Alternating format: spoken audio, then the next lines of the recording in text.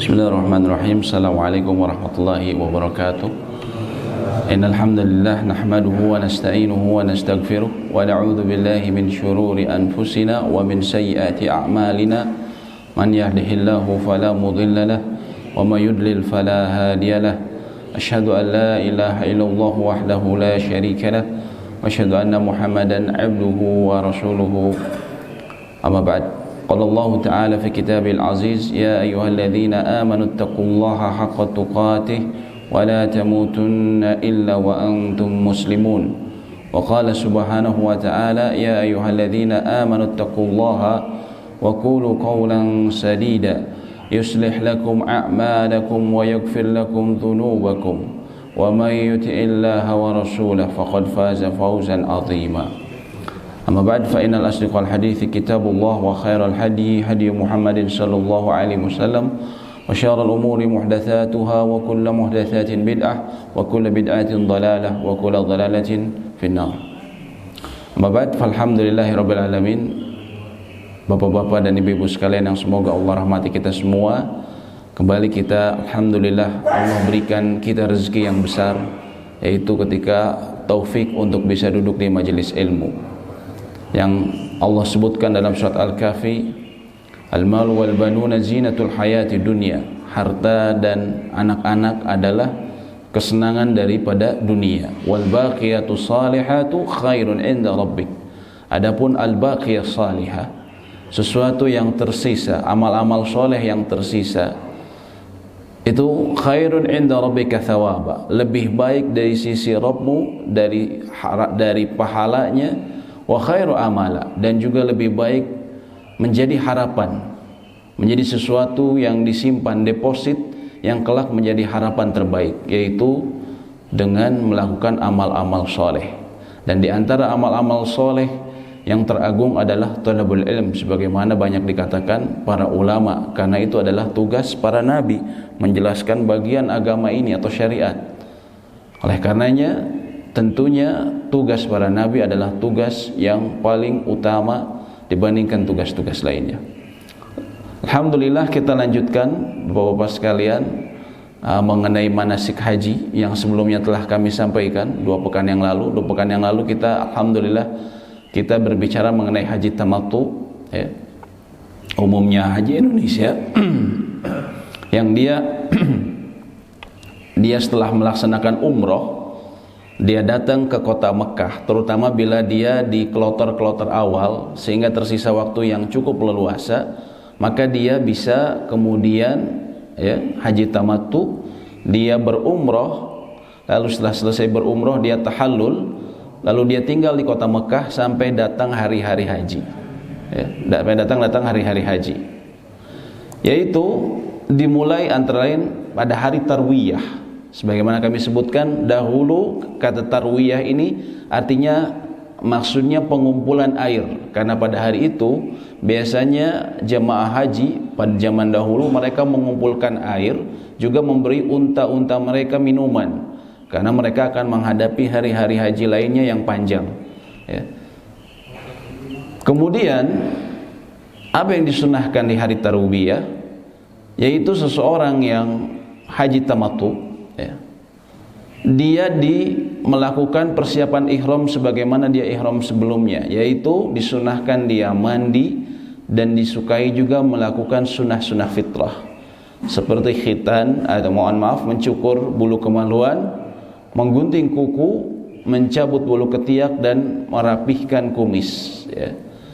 Ini antara lain kenapa disukai, para ulama katakan agar nanti ketika sudah masuk ihram dia tidak lagi melakukan hal seperti ini. Misalnya apabila bulu kemaluannya mengganggu ataupun guntingnya juga yang panjang mengganggu, dan begitu pula bulu ketiak, sehingga dia harus memotongnya. Sedangkan pada saat itu ketika sudah ihram, bila dia melakukan hal-hal tersebut, maka dia harus membayar dam, dia harus mengalirkan darah, yaitu memotong kambing, ya. Kemudian juga disunahkan memakai minyak wangi bagi muhrim, ya. Jadi yang disebut muhrim itu sebenarnya orang yang berihram. Bukan muhrim. Biasanya orang Indonesia bilang saya bukan muhrimnya. Kalau itu mahram yang tepat, mahram. Adapun muhrim adalah orang yang berihram. Memakai minyak wangi bagi muhrim di badan dan kepala dia, ya. Kemudian dia memakai pakaian ihram dan dia berniat masuk dalam ihram, ya. Jadi dia ihram 2 kali Pak ya kalau haji tamattu. Waktu pertama umroh, yang kedua kemudian ketika dia mau tanggal 8 ini ataupun bisa tanggal 9 juga. Dia berniat masuk dalam ihram dan berkata labbaik Allahumma hajjan, labbaik Allahumma hajjan. Bila dia aku memenuhi panggilanmu ya Allah untuk berhaji. Bila dia haji badal, menghajikan orang lain, maka dia membaca labbaik Allahumma hajjan an ini di sini maksudnya artinya dari. Atas nama siapa? Atas nama, misalnya an abi, atas nama ayahku, ya. Atau disebutkan namanya. Disebutkan namanya labbaik Allahumma hajjan an dan seterusnya, ya. Ini untuk yang haji tamattu. Adapun haji qiran dan haji ifrad, mereka setelah datang ke Mekah, mereka tawaf kudum. Mereka disebutnya bukan tawaf umroh kalau mereka datang, mereka tawaf kudum. Mereka tetap berihram sampai hari-hari ini, dia tetap berihram. Jadi dia ihramnya cuma sekali. Kalau haji tamattu, namanya tamattu, dia bersenang-senang. Artinya dia ya ihram pertama melakukan rangkaian umroh, lalu kemudian dia bisa istirahat, tidak harus berihram ya, dalam keadaan halal. Baru tanggal 8 ataupun tanggal 9 dia memulai ihramnya. Labbaik Allahumma hajjan an.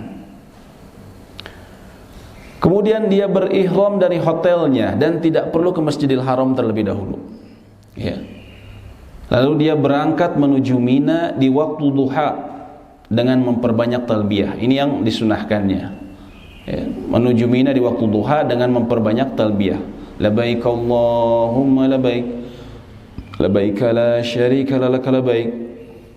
Dan hukum ke Mina atau mabit di Mina ini tanggal 8 Dzulhijjah adalah sunnah dan tidak wajib. Sehingga bila misalnya jemaah haji Indonesia ini biasanya suka ada aturan maktab, sehingga dia tidak memungkinkan untuk ke Mina, dia langsung tanggal 9 ke Arafah, maka hal tersebut tidak mengapa. Hal tersebut tidak mengapa. Bahkan ada sebagian jemaah haji yang dia untuk menghindari kemacetan tanggal 7 sudah datang ke Mina, ya. Karena kalau jarak dia sekitar 5 kilo Pak. Banyak orang kemudian memilih berjalan, ya. Ataupun bisa kendaraan juga. Dia ada yang datang tanggal 7, ya. Dia boleh sejak tanggal 7 berihram. Dalam keadaan ihram dia sudah boleh. Ataupun yang lebih utama tanggal 8 dia diihram di Mina, ya. Tatkala duha tanggal 8 Dzulhijjah, ya. Ada juga sebagian jemaah yang dia tanggal 8, ya karena tadi aturan maktab tidak boleh ke Mina, disuruh langsung ke Arafah. Bahkan disuruh ke Arafahnya karena menghindari kemacetan, tanggal 8 sudah disuruh ke Arafah. Maka pada saat itu dia diboleh ihram sejak tanggal 8 ataupun yang lebih utama sejak tanggal 9. Sejak tanggal 9. Namun bila dia ingin tanggal 8 silahkan.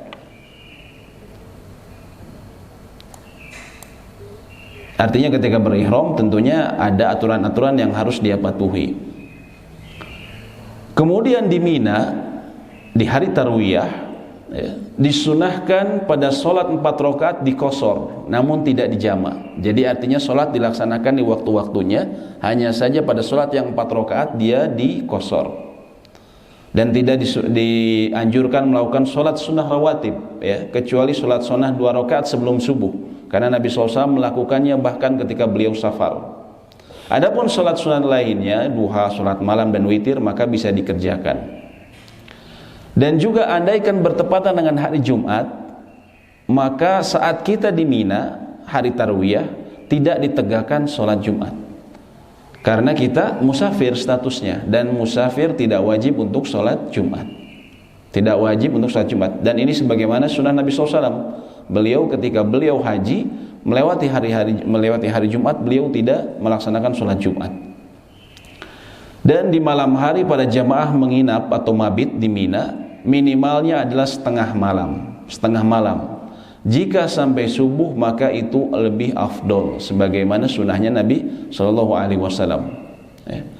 Dan di hari Tarwiyah ini, karena juga dia bagian dari 10 hari bulan Dzulhijjah, yang Nabi SAW katakan, tidaklah ada hari-hari yang amalan pada hari-hari tersebut merupakan atau lebih utama dibandingkan hari-hari yang lain sepanjang tahun, bahkan lebih baik daripada jihad fisabilillah. Oleh karena itu diisi dengan talbiyah, baca Al-Quran, zikir atau mendengarkan pengajian dan sholat malam. Esok harinya yaitu pada hari Arafah, ya, pada hari Arafah. Hari Arafah ini tentunya kita ketahui hari yang sangat mulia, hari yang sangat mulia. Yang Nabi SAW katakan al-hajju Arafah. Haji itu adalah Arafah. Haji itu adalah Arafah. Dan terdapat beberapa keutamaan besar pada hari ini, yaitu sebagaimana disebutkan dalam sebuah hadis, pada hari tersebut Allah paling banyak membebaskan hamba-hambanya dari api neraka pada hari tersebut. Jadi pembebasan manusia dari api neraka itu paling banyak antara lain dilakukan pada hari tersebut. Kemudian juga Allah membanggakan jamaah haji di hadapan para malaikat, di hadapan para malaikat. Dan juga disebutkan oleh Nabi sallallahu alaihi wasallam bahwasanya ya, hari di mana Allah turun ke langit dunia mendekat kepada para jemaah haji yang sedang wukuf di Arafah. Oleh karena itu keutamanya sangat besar.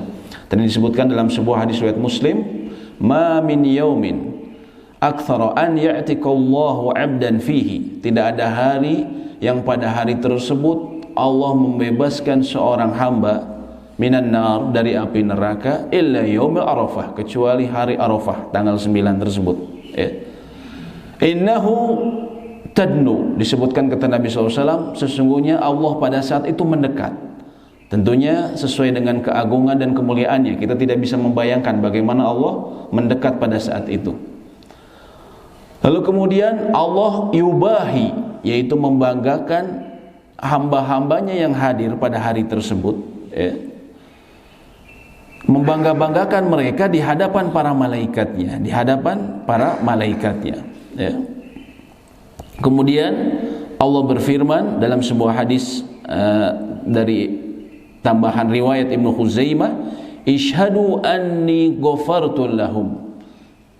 Saksikanlah para malaikat, sesungguhnya aku mengampuni dosa-dosa mereka. Ya.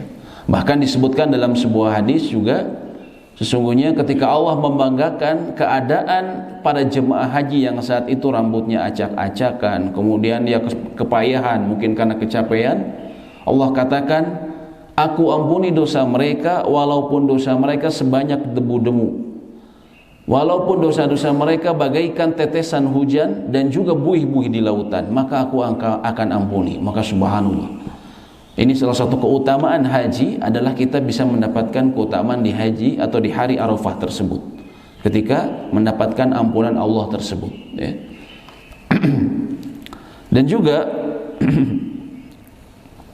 yang walaupun sayang banyak sangat tidak disadari oleh kaum muslimin saat itu, sehingga mereka banyak yang asal-asalan. Kemudian ketika ke Arafah disunahkan setelah matahari terbit. Kita tadi dari Mina, lalu kemudian kita ke Arafah setelah matahari terbit sambil melafazkan talbiyah, labbaik Allahumma labbaik, labbaik la syarika lak labbaik. Lalu bila memungkinkan, ya, disunahkan bagi jamaah untuk singgah sebentar di Namirah. Namirah ini masjid, ya. Sekarang ada masjidnya daerah Namirah ini, yang sebagian dia perbatasan Arafah dan Mina, ya. Dia sholat, kemudian dia berdiam di sana sampai matahari tergelincir, maksudnya sampai zuhur jika memungkinkan, ya. Dan juga disunahkan bagi imam atau orang yang diwakilkan menyampaikan khutbah sebelum sholat zuhur, ya, di hadapan para jamaah berkenaan dengan kondisi kaum muslimin atau perkara-perkara penting lainnya, ya. Kalau memungkinkan kita berhenti di Namirah.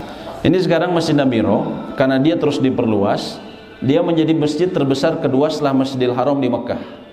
Jadi masjid terbesar kedua di Mekah. Biasanya nanti ada Amirul Hajj dari kerajaan Saudi yang kemudian memimpin khutbah di sini. Dia di perbatasan dengan Arafat. Namun hanya sepertiga bagian dari masjid tersebut yang bagian dari Arafah, yaitu bagian belakangnya saja. Oleh karena itu ketika sudah selesai zuhur, dia harus segera masuk ke Arafah. Dia harus segera masuk ke Arafah. Bila dia duduk di depan, di soft depan, dan dia menyangka dia ingin wukuf di sana, maka wukufnya tidak sah, karena dia hanya bagian dari Namiroh ini hanya sepertiga bagian belakang yang merupakan bagian dari Arafah. Apa Pak? Ada tandanya, nanti ada tulisannya. Arafah start here gitu, tulisannya besar. Tapi walaupun begitu banyak orang yang mungkin nggak ngerti tulisan Pak ya. Jadi dia duduk di luarnya. Kemudian tadi disunahkan jemaah haji masuk Arafah setelah zawal tergelincir. Ini bila memungkinkan, tapi biasanya jemaah haji Indonesia dari pagi sudah masuk Pak ya ke Arafah. Ini bila memungkinkan saja, bila ingin sesuai sunnah Nabi SAW. Kemudian sholat zuhur dan asar dikosor dan dijamak takdim, ditarik ke sholat zuhur ya. Kemudian pada saat itu disunahkan menghadap kiblat sambil memperbanyak doa dengan tadarru, dengan khusyuk dan merendahkan diri kepada Allah, dan disunahkan untuk terus menerus berdoa dan mengulang-ulangnya karena itu waktu mustajab ya. Kemudian berzikir dan membaca Al-Quran. Nah, namun sangat disayangkan banyak sekali jamaah haji yang tidak sadar akan keutamaan ini, sehingga bapak-bapak bisa lihat, terutama orang Indonesia, mereka biasanya keluar dari tenda mereka, terus mereka buat kopi sambil duduk nongkrong dan ngerokok, ngobrol gitu ya, sambil ngobrol saja. Padahal itu terkadang yang kami pernah temui waktu itu ke hari Jumat, bahkan artinya hari Jumat dia mengumpulkan dua keutamaan. Di akhir hari Jumat adalah waktu mustajab, juga di hari Arafah. Tapi banyak sekali orang Indonesia yang dia sambil ngopi, ngerokok, ngobrol kayak warung di depan rumah. Ngobrol aja sepanjang itu, subhanallah. Padahal ini waktu yang sangat mahal. Intinya haji ada di situ. Intinya haji ada di situ. Dan sebaik-baiknya doa pada hari Arafah adalah sebagaimana Nabi SAW katakan, artinya afdhalud du'a yaumil Arafah atau kama qala, yang diucapkan oleh beliau dan Nabi sebelumnya adalah la ilaha illallah wahdahu la syarikalah lahul mulku wa lahul hamdu wa huwa ala kulli syai'in qadir ya. Kemudian yang disebut wukuf di Arafah ini memang secara bahasa dia waqafa artinya berdiri, namun maksudnya dia tidak harus berdiri, dia juga bisa duduk, berbaring, ataupun di dalam kendaraan, terutama bagi orang-orang yang memiliki penyakit ya. Kemudian waktu wukuf menurut jumhur ulama adalah waktu zawal, yaitu ba'da zuhur tanggal 9 Dzulhijjah, dan terakhir adalah terbit fajar tanggal 10 Dzulhijjah, artinya besoknya sebelum terbit fajar. Barang siapa yang melakukan wukuf pada waktu tersebut walaupun sebentar, maka ia telah dianggap melakukan wukuf dan hajinya sah ya, dengan kondisi tertentu, dengan kondisi tertentu. Artinya setidaknya kalau dia sudah sebentar masuk ke Arafah pada waktu tersebut, maka hajinya sah ya. Adapun barang siapa yang tidak mengerjakan wukuf pada waktu tersebut, hajinya tidak sah ya. Kemudian juga ya sayangnya yaitu tadi Pak, banyak yang masyarakat kaum muslimin yang tidak mengetahui secara pasti, atau mungkin juga dia dari kampung yang pedalaman ya. Saya pikir bukan dari Indonesia, karena saya sering lihat orang-orang entah dari mana ya, dari daerah yang tidak diketahui, mungkin daerah semacam Bangladesh seperti itu ya. Mereka banyak yang duduk tadi di Masjid Namiroh ya, ataupun misalnya dia duduk di luar batas dari Arafah sepanjang hari. Nah, ini subhanallah ya. Ini tidak sah ya bila seperti itu. Tidak sah. Ataupun dia menunggu sampai waktu tenggelam, dia di luarnya. Ini menyelisih sunnah. Ya. Adapun Nabi SAW di mana beliau wukuf di sebuah bukit namanya Sakhrah, di sebuah batu besar yang dikatakan di di Jabal Rahmah, sekitar Jabal Rahmah, di salah satu batu besarnya. Namun beliau tidak naik ke Jabal Rahmah. Andaikan memungkinkan kita bisa di situ, tapi biasanya sulit ya. Kita dimanapun di tempat Arafah kita bisa wukuf, maka disitulah kita wukuf. Dan Masjid Namiroh sayangnya agak jauh dari maktabnya orang Indonesia biasanya. Jadi bila tidak memungkinkan, maka tidak mengapa kita di mana saja kita bisa sholat zuhur dan asar tadi di jama di maktab kita atau di tenda kita. Ya. Kemudian setelah itu para jamaah haji berangkat dari Arafah menuju Musdalifah setelah matahari terbenam. Dan dia tidak boleh keluar dari Arafah sebelum matahari terbenam. Jumhur ulama mengatakan seperti itu. Jadi dia nggak boleh keluar sebelum matahari terbenam. Ya. Jumhur ulama dari kalangan Hanafiyah, Malikiyah, dan Hanabilah. Ya. Apabila seseorang keluar sebelum matahari terbenam, ia wajib kembali pada malam harinya. Ia wajib kembali pada malam harinya. Ya. Kalau tidak, maka ia wajib membayar denda 1 ekor kambing atau 1/7 unta atau 1/7 sapi. Itu bila dia masuk sebentar lalu dia keluar, tidak sampai matahari tenggelam. Ini menurut mayoritas Pak ya. Bahkan kata Imam Malik, kalau dia keluar dan dia tidak kembali lagi pada malam harinya, kalau menurut mazhab Imam Malik hajinya tidak sah, ya. Adapun menurut yang lain tetap sah, hanya saja dia harus membayar dam kalau dia tidak kembali lagi, ya. Adapun jemaah Indonesia banyak yang ada yang sebagian yang cuma sebentar, lalu sebelum matahari terbenam dia sudah keluar. Ya, ini antara lain dalam pendapat mazhab Imam Syafi'i. Dalam memang pendapat Imam Syafi'i yang populer artinya boleh hanya sebentar dan dia tidak perlu menunggu sampai matahari tenggelam. Andaikan dia menunggu matahari sampai matahari tenggelam, maka itu yang paling afdol, yang utama. Namun andaikan dia keluar, pendapat yang populer di mazhab Syafi'iyah, dia tidak perlu membayar dam. Makanya sebagian orang Indonesia ada banyak yang seperti itu. Namun kalau kita lebih berhati-hati, pendapat jumhur, maka sebaiknya kita tetap duduk di Arafah sampai matahari terbenam, ya. Kecuali ada kondisi tertentu yang memang tidak memungkinkan, ya. Kemudian kita setelah matahari terbenam, kita berangkat menuju Musdalifah. Ya, jadi kalau tadi dari rutenya kita ke ujung dulu ke Arafah, lalu kemudian kita ke arah menuju Mekah, yaitu ke Musdalifah. Di Musdalifah ini kita sholat maghrib dijama dengan sholat isya, yang dikosor, ya. Sholat isyanya 2 rakaat.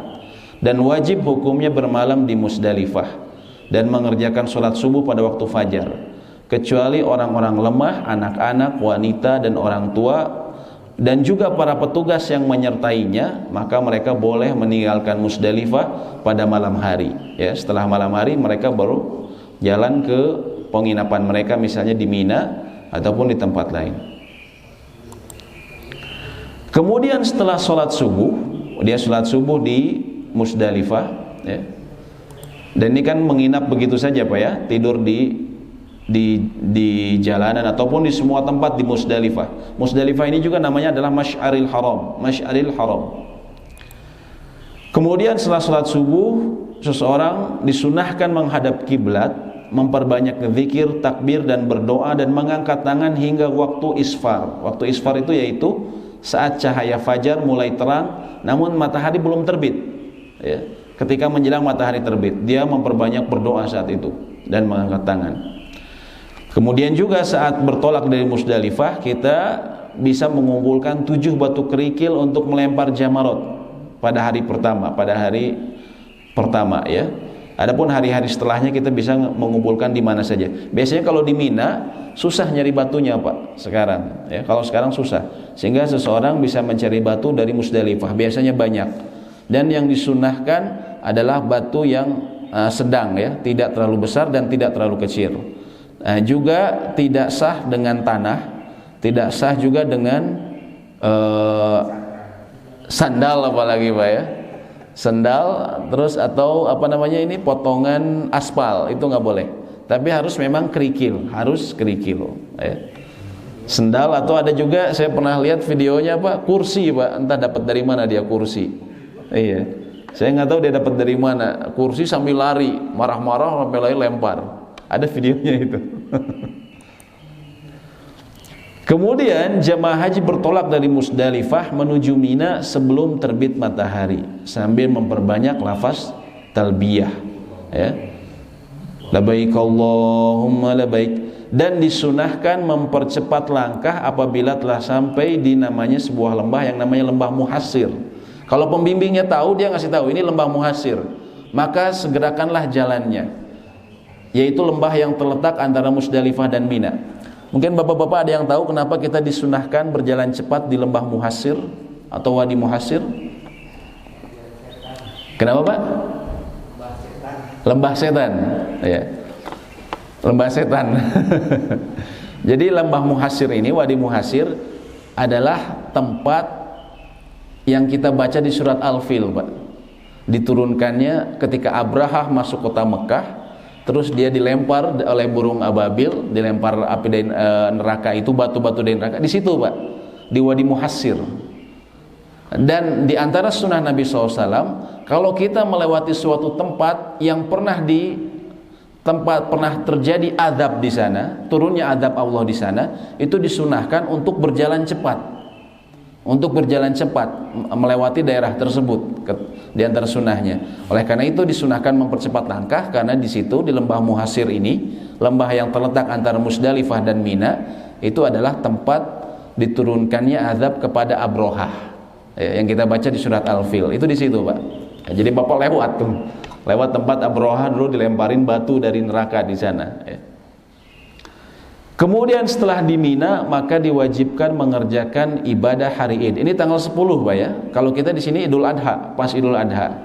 Ibadah hari Id yaitu melempar Jamratul Aqobah, kemudian kita menyembelih, kemudian kita mencukur atau memotong rambut, kemudian tawaf dan sa'i. Tawaf dan sa'i ini amalan pada hari ke-10, ya. Apabila jamaah telah sampai di Mina, ya, kemudian dia menuju Jamratul Aqobah, ya. Jadi tempat lempar jamroh ini kita ketahui berada di Mina, Dia menuju Jamratul Aqobah, yaitu tempat, ya, yang bentuknya seperti ini, Pak, ya. Seperti ini sekarang, karena kalau dulu cuman kayak sumur saja, ya, dikasih pancang seperti itu. Kalau sekarang dia sampai 4 lantai, ya, sampai 4 lantai, supaya orang tidak berdesak-desakan di sana. Walaupun sudah dibuat kayak gitu, tetap saja berdesak-desakan, Pak, ya, tetap saja penuh, ya. Ya, kemudian dia melempar ke lubang yang paling dekat, ya, dari arah Mekah, ya. Kemudian bila sudah sampai Jamarat, dia tidak melafazkan talbiyah lagi dan mulai melempar 7 batu kerikil secara berturut-turut sembari bertakbir, Allahu Akbar, Allahu Akbar, Allahu Akbar, ya. Apabila melempar sebelum subuh atau akhir malam, hukumnya sah, ya. Misalnya ada orang memang dia tidak bisa ada uzur sehingga dia harus sebelum subuh, maka hukumnya tetap sah. Adapun batas waktu melempar hingga terbit fajar hari berikutnya, hari 11. Ini hari Id, ya. Dan ketika melempar, ya, kita diperintahkan untuk melempar pada lubangnya, bukan pada dindingnya sebenarnya, ya. Bukan pada dindingnya. Dan juga disyaratkan untuk berniat. Sehingga kata para ulama, andaikan saat kita pegang terus kita kedorong sama orang lain, ya, sampai kedorong sama orang lain, jatuh batunya, itu tidak dianggap, ya.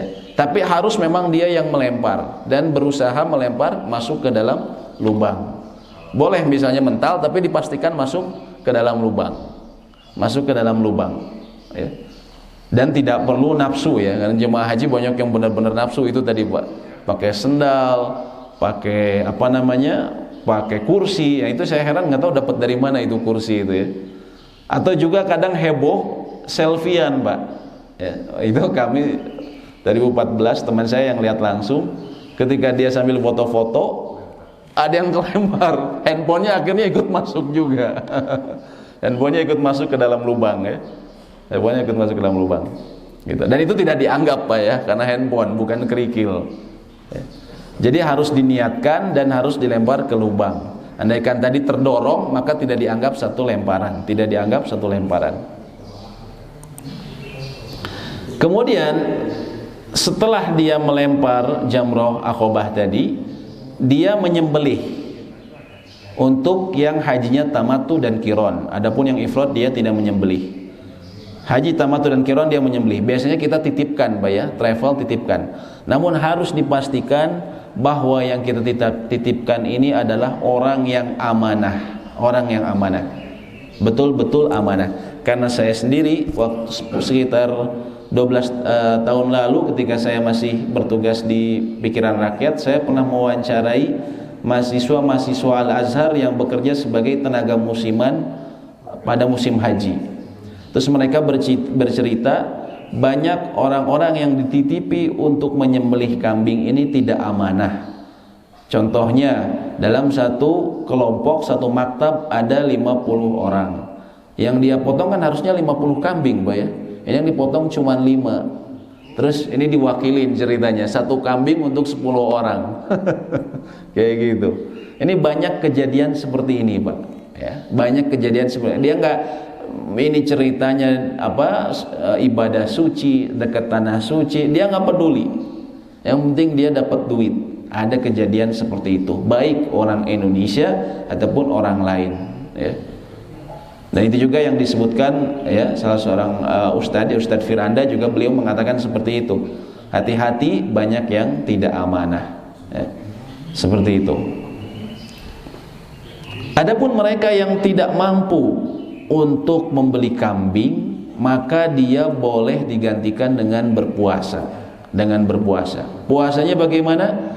Puasanya 3 hari di tanah suci, 7 hari di tanah air. 7 hari di tanah air. 3 harinya kapan? Bisa buat terutama jemaah haji Indonesia yang dia datang misalnya di gelombang pertama, ya, di misalnya dari bulan Dzulqa'dah, maka dia bisa lakukan 3 hari itu sebelum tanggal 9. Sebelum tanggal 9 Dzulhijjah dia bisa berpuasa 3 hari, ya. Ataupun bisa di hari-hari tasyrik. Jadi hari-hari tasyrik itu buat jemaah haji dia diperbolehkan berpuasa. Kalau kita kan tidak berpuasa, ya. Adapun kalau jemaah haji mereka boleh berpuasa di hari-hari tasyrik, ya, setelah tanggal 11, 12 dan 13. Adapun bila kemudian ternyata pulang saya masih lama ke Indonesia, ya, karena saya berangkatnya belakangan ke Saudinya, maka masih ada waktu lagi seminggu, dia boleh juga yang harusnya 7 hari di tanah air, dia boleh laksanakan juga di tanah suci. Jadi totalnya 10 hari, Pak ya, berpuasa kalau dia tidak mampu untuk membeli kambing, ya.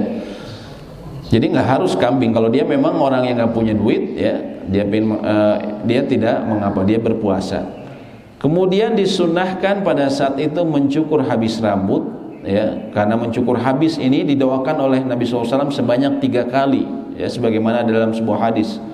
Adapun memendekkan dia didoakan sekali, ya, kata para ulama dalam hadis tersebut, istinbat dari hadis tersebut, ya. Adapun perempuan dipendekkan cuman seukuran ujung jarinya saja, ujungnya rambutnya dipotong sepanjang buku jari, dipotong seperti itu. Kalau Indonesia biasanya justru yang laki-laki kayak gitu, Pak ya, rambutnya sedikit dipotong. Seperti itu. Itu memang batas minimal dalam madhab Syafi'iyah. Namun yang utama para ulama sepakat adalah dicukur habis. Lalu setelah itu, bila memungkinkan, tadi kan kita baru dari Musdalifah, Pak ya, ba'da subuh menuju matahari terbit, kita kemudian ke Jamarot. Setelah matahari terbit tadi kita lempar jamrot. Itu di Mina letaknya. Lalu sekarang kita menuju Mekah. Di Mekah lalu kemudian nanti kita ke Masjidil Haram, kita melakukan tawaf ifadah. Dan tawaf ifadah ini adalah rukun, harus dikerjakan. Bila tidak memungkinkan nanti boleh diakhirkan dengan tawaf wada. Dan pada saat ini tidak disunahkan ittiba ketika tawaf ifadah. Artinya kita nggak perlu ininya dibuka sebelah kanannya ketika tawaf yang ini. Tapi kita tutup semuanya pakai baju ihram kita. Lalu kita sholat sunnah di rakaat di belakang makom ini, ya. Ya, waktu pelaksanaan tawaf ifadah setelah terbit matahari pada hari Id, ya, boleh melakukannya sebelum terbit fajar pada malam Id. bagi ingin yang cepat berangkat dari Musdalifah karena apa? Karena sakit, wanita yang membawa anak atau petugas haji, maka dia boleh melakukannya sebelum terbit fajar, ya. Jadi ini kekhususan. Termasuk tadi lempar jamrot dia boleh laksanakan sebelum terbit fajar andaikan dia ada uzur. Ya. Haji tamattu dia wajib sa'i setelah tawaf ifadah. Setelah dia tadi tawaf, salat 2 rakaat, dia minum zam-zam, lalu kemudian disiram ke kepalanya andaikan dia mau. Lalu kemudian dia dia sa'i antara Safa dan Marwah 7 kali, ya, 7 putaran. Dan ini wajib bagi haji tamattu, ya. Bahkan ya dia rukun kalau haji tamattu. Kemudian haji ifrad dan qiran tidak diwajibkan sa'i jika sebelumnya telah melakukan bersama dengan tawaf qudum, yaitu di awal kedatangan. Jadi terutama bagi jemaah yang sudah tua, bapak-bapak, ya, kalau dia datangnya menuju Mekah itu sudah di hari-hari akhir, kloter-kloter terakhir, daripada dia kecapean, misalnya dia datang ihram pas tanggal 8 atau tanggal 7, ya, maka dia bisa memilih haji qiran, ya. Haji qiran ini nanti kalau dia ketika tawaf datang di awal, tawaf kudum namanya. Kalau untuk yang haji qiran itu bukan tawaf umroh tapi namanya tawaf kudum. Dia kemudian sa'i, maka nanti pada hari 10 dia tidak perlu sa'i lagi. Cukup sekali tadi untuk haji qiran dan haji ifrad, ya. Jadi dia menghemat tenaga dia, terutama bagi orang yang sudah tua. Ini bisa jadi pilihan. Bisa jadi pilihan haji qiran itu, ya. Karena memang sa'i ini melelahkan, Pak, ya, melelahkan lebih, sebenarnya lebih ringan tawaf kalau dirasakan, ya. Kalau tawaf ini lebih terasa ringan, ya, mungkin karena juga udara terbuka, kita di depan Ka'bah, suasananya lebih enak. Walaupun kita di putaran terjauh biasanya masih lebih ringan. Tapi kalau sa'i ini memang lelah, ya, cukup melelahkan, panjang, ya. Lalu apabila telah selesai mengerjakan tawaf ifadah dan sa'i, maka selesailah seluruh rangkaian ibadah pada hari Id dan kembali ke Mina untuk bermalam pada malam ke-11. Disunahkan bila memungkinkan kita masuk Mina sebelum matahari terbenam, bila memungkinkan. Tapi biasanya karena kita berjalan, biasanya kepayahan, Mbak. Apalagi kalau kita ke Masjidil Haram terlebih dahulu, biasanya jam 9 ke atas baru kita bisa masuk Mina, ya. Itu kalau nggak nyasar-nyasar dulu, ya. Kemudian juga disunahkan tertib dalam melaksanakan ibadah pada hari Id tersebut, yaitu urutannya melempar, kemudian menyembelih, mencukur rambut, tawaf dan sa'i. Adapun bila tidak tertib maka tetap tidak mengapa, karena Nabi SAW mengatakan la haraj, tidak masalah apabila memang tidak bisa tertib. Lalu bila sudah melakukan 2 dari 3 amalan haji, yaitu melempar jumroh akobah, kemudian mencukur rambut, dan dia tawaf dan sa'i, maka dia sudah bertahallul awal. Kalau sudah melakukan 2 dari ini, Pak, ya, melempar jumroh, mencukur dan tawaf dan sa'i, 2 dari 3 ini, maka dia sudah bertahallul awal. Artinya apa? Dia sudah boleh buka baju ihramnya. Larangan-larangan tadi yang sebelumnya dikenakan bagi dia karena ihramnya, maka sudah gugur kecuali jima dengan istrinya, Adapun bila dia sudah melakukan 3 amalan haji, ya, dia sudah lempar jumroh, mencukur gundul, dan dia juga kuat tenaganya, karena ini melelahkan, Pak, ya. Biasanya jemaah juga banyak yang setelah lempar jumroh lalu kemudian dia mencukur. Biasanya di sekitaran Mina ini banyak tukang cukur, ya, tukang cukur dadakan. Begitu di luar itu banyak orang yang cukur dadakan, dia 10 real, ya, biasanya. Kalau sudah seperti itu, dia sebenarnya kalau lelah untuk ke Mekah, jangan maksain, silakan saja ke Mina, istirahat saja, ya. Karena dia sudah melempar jumroh, mencukur dan juga menyembelih. Karena kan kalau dia titipkan, menyembelihnya akan dilakukan pada hari itu.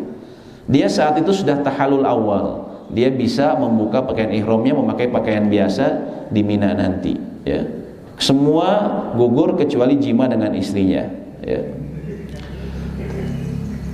Namun apabila dia pergi dengan istrinya dan mohon maaf sudah tidak kuat, maka dia harus laksanakan tawaf dan sa'i, harus laksanakan tawaf dan sa'i kalau dia kuat ke Masjidil Haram, ya. Dia ke Masjidil Haram. Bila dia sudah melakukan 3 ini, lempar jumroh, cukur gundul atau memendekkan, kemudian tawaf dan sa'i, maka bila sudah melakukan 3-tiganya, dia sudah bertahalul akbar atau tahalul sani. Semua larangan ihram telah gugur, termasuk dia diperbolehkan berjima dengan istrinya. Berjima dengan istrinya. Kemudian di hari-hari tasyrik, tanggal 11, 12, dan 13 dinamakan hari tasyrik karena pada hari tersebut kurban disembelih di tengah terik matahari, ataupun apabila dipotongnya tanggal 10, dagingnya dijemur pada hari tersebut. Tasyrik itu artinya pemanasan oleh matahari, Pak. Maknanya secara bahasa tasyrik itu ya. Karena waktu itu memang daging-daging dijemur di tengah terik matahari, jadikan deng-deng ya. Kemudian juga diwajibkan bermalam di Mina pada malam 11 Dzulhijjah. Ya, kemudian siang harinya setelah tergelincir matahari, jemaah haji melempar di 3 jamarat tadi. Melempar, ya kalau tadi pertama tanggal 10 kita hanya lempar sekali saja. Pada hari ini kita melempar 3 kali di 3 lubang. Disebut sugro, wusto, dan kubro. Yaitu yang namanya kubro adalah Aqobah. Ya, yang tadi kita lempar waktu di tanggal 10. Dan ini disunahkan setelah matahari tergelincir bila memungkinkan. Bila tidak memungkinkan jangan ngotot ya. Karena aturan itu, regulasi ini sudah diatur oleh pemerintah Saudi antara lain untuk kemaslahatan jemaah haji ya. Kadang ada sebagian KBIH yang dia ngotot, wah kita mengikuti sunnah, kita harus ba'da matahari, ba'da zuhur kita berangkat ya. Padahal ternyata kuota untuk orang Indonesia bukan pada hari itu ya. Kalau memang mungkin satu KBIH saja ya tidak masalah. Tapi kalau ada setiap kota, ada satu KBIH berpikiran sama, dikalikan jumlah kota di Indonesia, ya pasti jadi banyak Pak ya. Dan ini bisa menyebabkan korban jiwa ya. Itu kan yang kami pernah bilang, dahulu pemerintah Saudi itu kebingungan Pak, bagaimana caranya supaya dilempar jamrot ini tidak ada korban jiwa. Jadi dari tahun ke tahun selalu ada korban jiwa Pak. Mereka kebingungan karena memang melemparkannya itu setelah ba'da zuhur. Lalu kemudian mereka mengambil pendapat Atha bin Abi Rabah, salah seorang tabi'in ya, yang beliau mengatakan diperbolehkan melempar jumroh kapan saja pada hari tanggal 11. Akhirnya ulama-ulama Saudi menetapkan seperti itu dan diaturlah jadwalnya sesuai negaranya, diatur jadi jumlahnya supaya semua nggak tabrakan. Kalau tabrakan terjadi yang terjadi pada tahun-tahun sebelumnya, selalu ada korban jiwa, selalu ada korban jiwa. Dan disebutnya hifdzul nafs, menjaga jiwa itu lebih diutamakan dan lebih afdol pada keadaan seperti itu.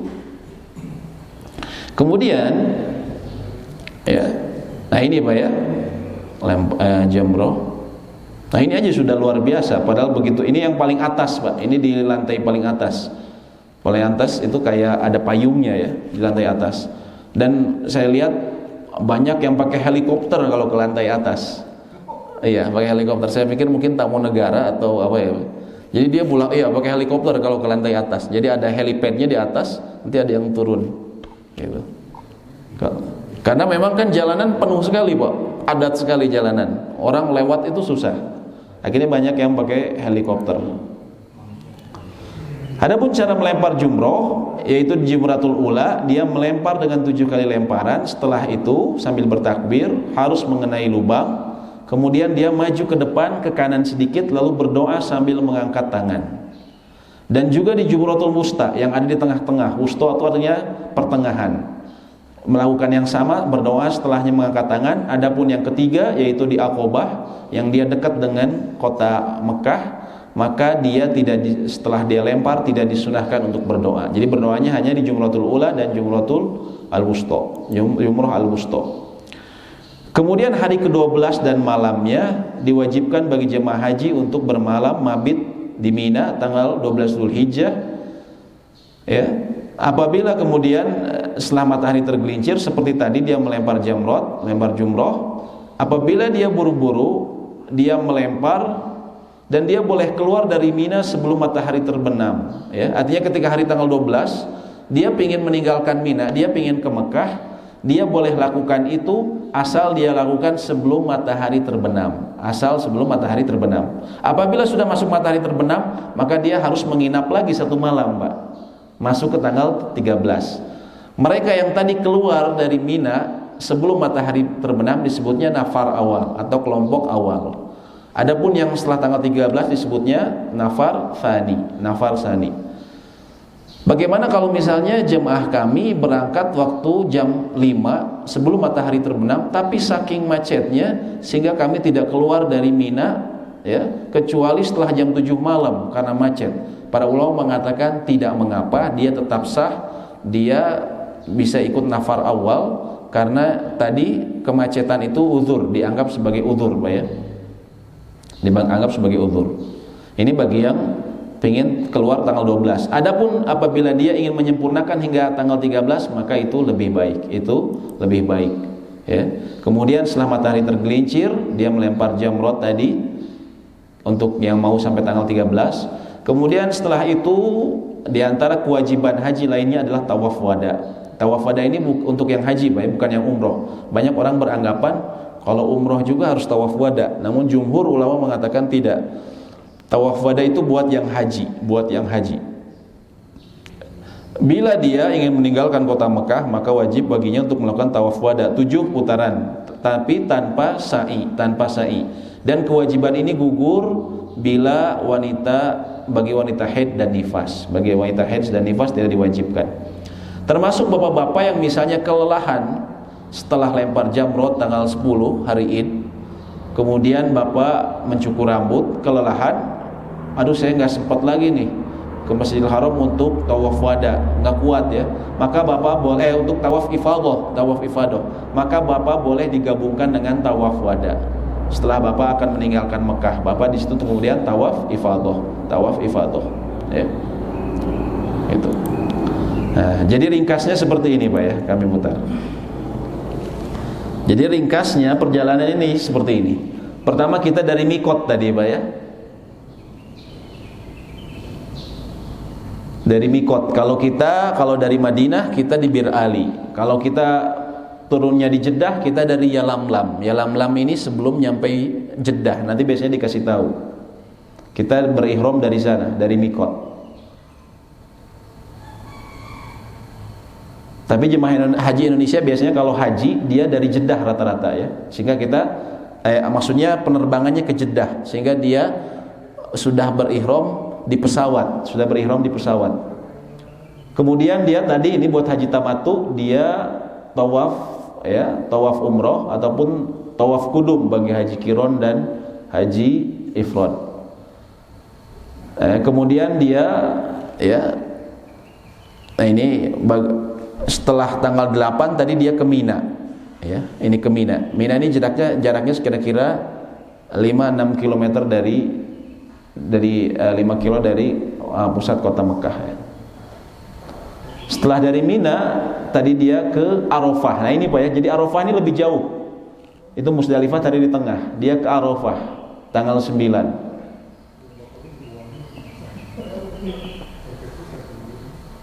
Ya. Setelah dari Arafah dia ke Musdalifah. Musdalifah di sini tempat kita menginap. Jadi Musdalifah ini antara Mina dengan Arafah. Kemudian nanti kita lewat tadi ada lembah Muhashir tadi. Kemudian kita lempar jamrot nanti. Nah, ini ke Mina tanggal 10 Dzulhijjah tadi. Kita lempar nanti jamrot di sana.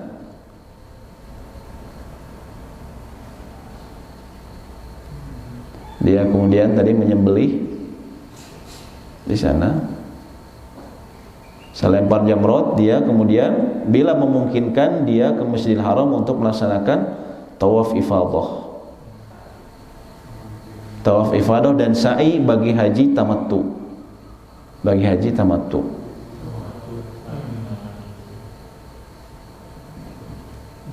Ya. Jadi itu Pak ya, ringkas sebenarnya, hanya memang butuh ilmu dan fisik ya. Dan kalau jemaah haji sekarang Pak, apalagi yang tahun ini, itu pembimbingnya sangat sedikit Pak. Saya baca untuk 900 orang Saya kaget juga, itu di Jawa Tengah, kemarin saya baca beritanya, biasanya ada 20 pembimbing, 20-an, tapi untuk tahun ini cuma 4 Pak, untuk 900 orang. Bayangkan, saya nggak ngerti, pembimbing utama kayaknya Pak ya, pembimbing utama. Makanya kalau kita nggak bekal ilmu, waduh, berantakan di sana. Kalau nggak benar-benar manasiknya mantap, kita bakal berantakan di sana. Kita nggak tahu, kebingungan nanti di sana. Jangan-jangan tadi seperti ketika di Arafah, dia marah duduk di luar Arafah, sehingga tidak sah. Ini lempar jamrot, tempat lempar jamrot Pak ya.